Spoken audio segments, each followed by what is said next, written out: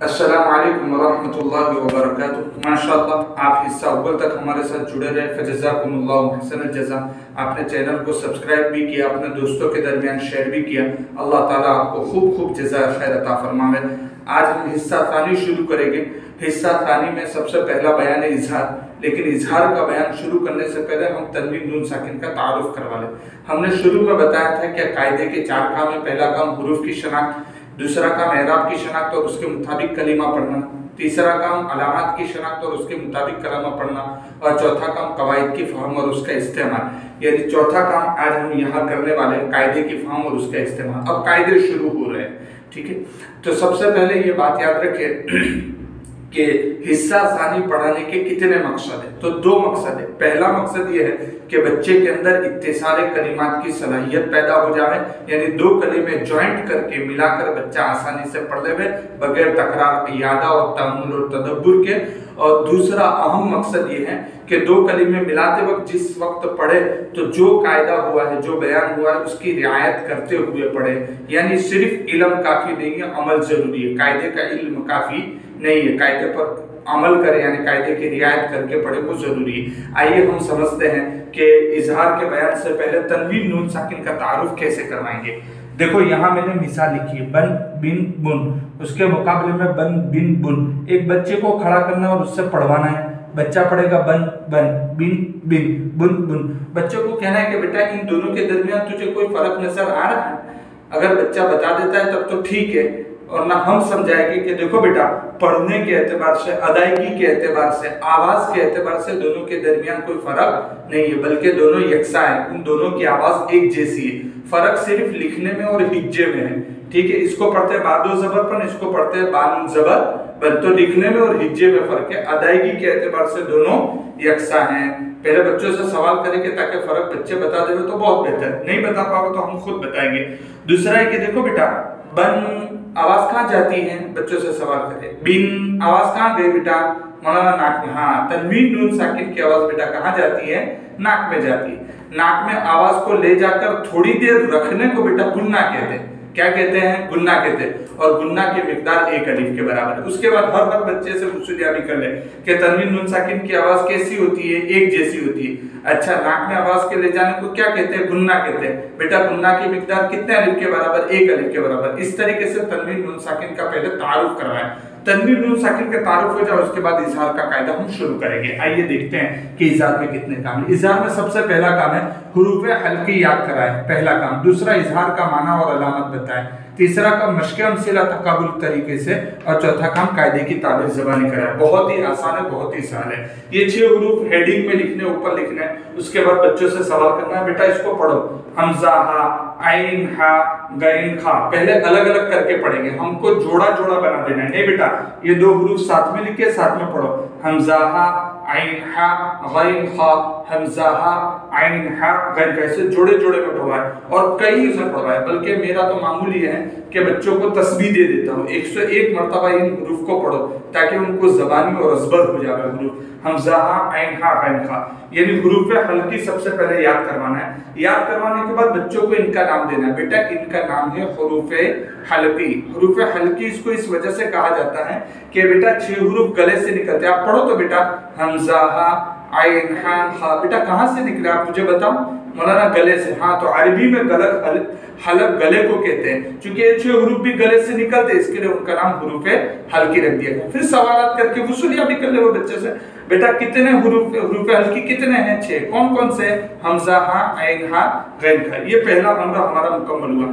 दूसरा अम्र है इजहार का माना और अलामत। अम्र को समझाने के लिए आप इस तरीके का नक्शा अपनी क्लास में जरूर बनाएं। बच्चे से सवाल करना है, चलो बेटा पढ़ो बन, चलो इसको पढ़ो अ, मिलाओ दोनों को, बन अ। अब बच्चा पहली बार है तो बन अ पढ़ने वाला नहीं, क्योंकि हमने बताया कि तनवीन नून साकिन की आवाज नाक में जाती है, इसलिए बच्चा पढ़ेगा बन अ, बिन आ, बुन आ। कुछ बच्चों से बच्चे नाक में आवाज ले जाकर पढ़ेंगे। अब बच्चों से कहना है कि देखो बेटा तनवीन नून साकिन की आवाज कहाँ जाती थी? नाक में जाती थी। अच्छा, नाक में आवाज को ले जाने को क्या कहते थे? गुन्ना कहते थे। लेकिन देखो बेटा तनवीन या नून साकिन के बाद इजहार के हुरूफ हल्की में से कोई हरफ आवे न तो इस सूरत में नाक में आवाज जाएगी नहीं, नाक में थोड़ी देर रुकेगी नहीं। नफ्से तनवीन का वजूद बगैर नाक में आवाज जाए नहीं होता, इसलिए नाक में आवाज तो जाएगी बेटा, लेकिन थोड़ी देर रुकेगी नहीं, बल्कि फौरन हम दूसरा हरफ अदा कर लेंगे। कौन से 6 हुरूफ आए? तो बेटा ये 6 हरफ में से कोई एक हरफ आ रहा है, हमजा जो हुरूफ हल्की पड़े। और नाक में आवाज के न ले जाने को बेटा इजहार कहते हैं। जो नाक में आवाज नहीं जाती है तो आप नाक में आवाज ले जाने को क्या कहते थे? गुन्ना। तो न ले जाने का नाम है बेटा इजहार। तो इन 6 हुरूफ को इजहार हल्की भी कहते हैं। चलो अब पढ़ो बन अ। हाँ बेटा माशाल्लाह, बन ह, बन आ, बन ह, बन ग, बन ह। इस तरीके से हर बच्चे के पास पहले पढ़वाए और उनकी इजहार की अदायगी दुरुस्त करवाए। बच्चों को आपने एक बात बता दी, क्या इजहार होता है, गुन्ना नहीं होता है। ठीक है, चलो उसके माना हो गया। ठीक है कि इजहार का माना बेटा जाहिर करना होता है, यानी बगैर गुन्ना के पढ़ना, जो हमने समझाया। उसके बाद इजहार के अलामत बताए। देखो बेटा हुरूफे मद्दा में हमने कितनी अलामत बताई थी, जरा पीछे से ले ले ताकि बच्चों को समझ में आ जाए। मतलब 2 अलामत, कौन कौन सी?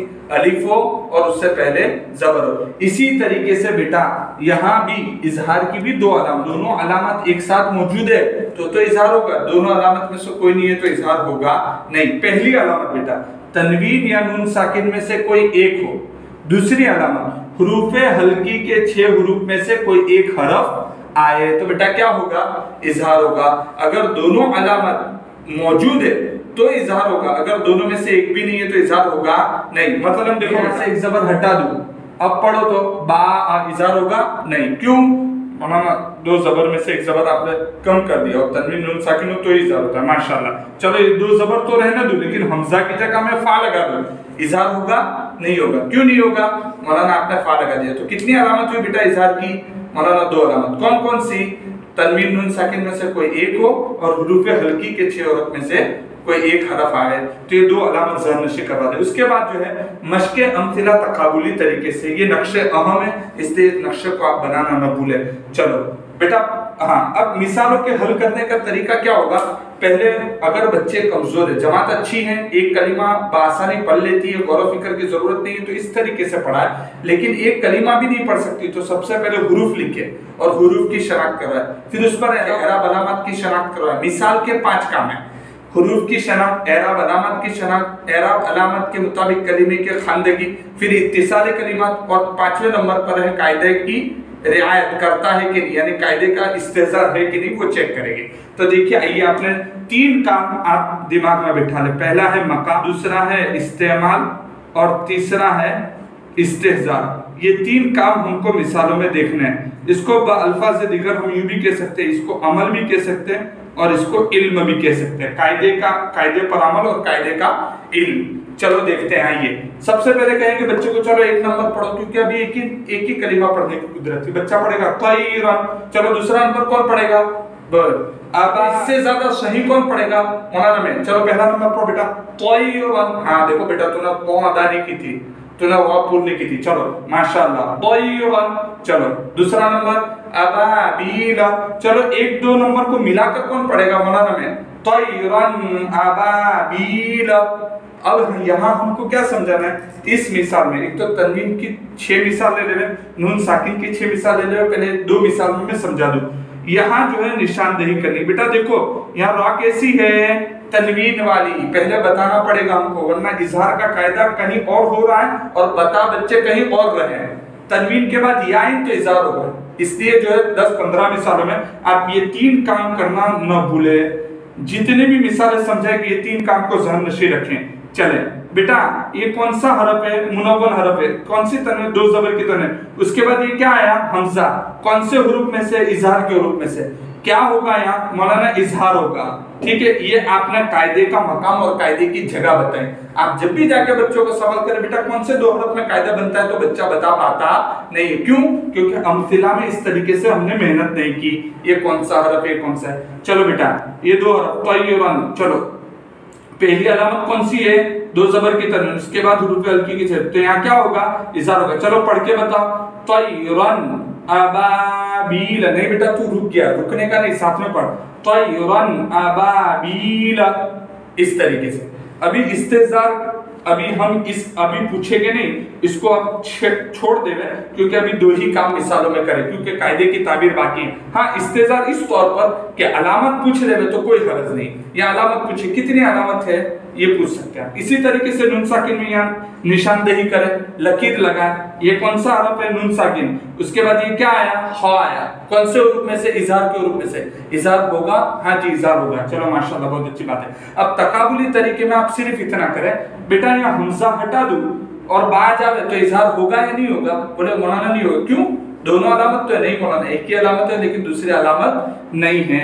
इसी तरीके से नून साकिन की जगह ये खा का नुक्ता में नीचे ले लूं तो अब इजहार होगा नहीं होगा, ये है इसमें तकाबुली तरीका। कौन सा कायदा होगा ये हमें पूछना नहीं, इजहार होगा या नहीं, बस इसी पर इत्तेफाक करना है। तो 6 मिसालें नून साकिन के लिखो, 6 मिसालें तनवीन के लिखो और इस तरह समझाना है। ये तकाबुली तरीका भी आपके सामने आ गया। उसके बाद कायदे की ताबीर, क्या होगा, इजहार होगा, क्यों होगा, नून साकिन के बाद हुरूफ हल्की के 6 रूप में से आना है, कैसे पढ़ेंगे, जाहिर करके बगैर गुन्ना के पढ़ेंगे। ये अल्हम्दुलिल्लाह इजहार का बयान मुकम्मल।